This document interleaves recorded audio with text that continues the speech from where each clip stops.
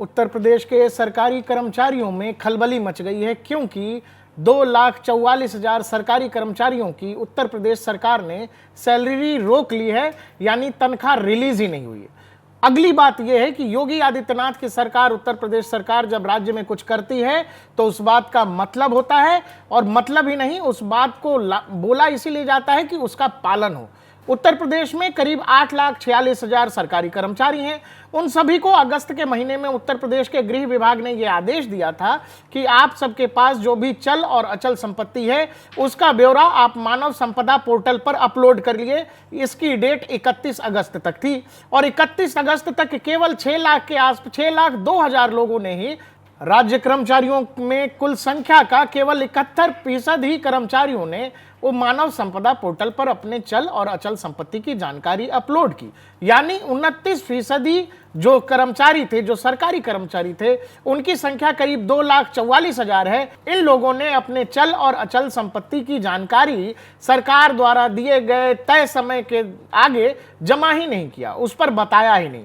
और यही कारण था कि 2,44,000 जिन लोगों ने मानव संपदा पोर्टल पर अपने चल अचल संपत्ति की जानकारी नहीं दी, सरकार ने उनकी तनख्वाह रोक ली। अब इसमें सबसे दिलचस्प बात यह है कि जिन लोगों ने अपने संपत्ति की जानकारी नहीं दी है उनमें सबसे ज्यादा शिक्षा विभाग से जुड़े हुए लोग हैं और उन लोगों ने अपनी जानकारी सरकार को नहीं दी है।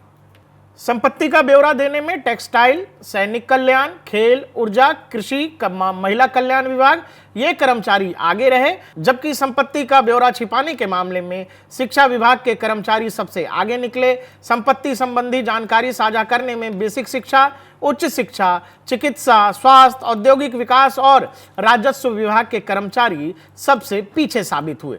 राज्य के मुख्य सचिव ने 17 अगस्त को आदेश जारी किया था कि राज्य में जितने भी सरकारी कर्मचारी हैं उनको अपनी संपत्ति की जानकारी मानव संपदा पोर्टल पर देनी है, जिसकी अंतिम तिथि 31 अगस्त तक थी। 31 अगस्त की तिथि के बाद भी अब तक उन लोगों ने अपनी संपत्ति का ब्यौरा नहीं दिया है और यही कारण है कि सरकारी कर्मचारियों में हड़कंप मचा हुआ है उत्तर प्रदेश में, क्योंकि 2,44,000 सरकारी कर्मचारियों की तनख्वाह उत्तर प्रदेश की योगी सरकार ने रोक लिया है। आपको अपनी संपत्ति का ब्यौरा सरकार को देना होगा, तभी जाकर सरकार आपका वेतन रिलीज करेगी।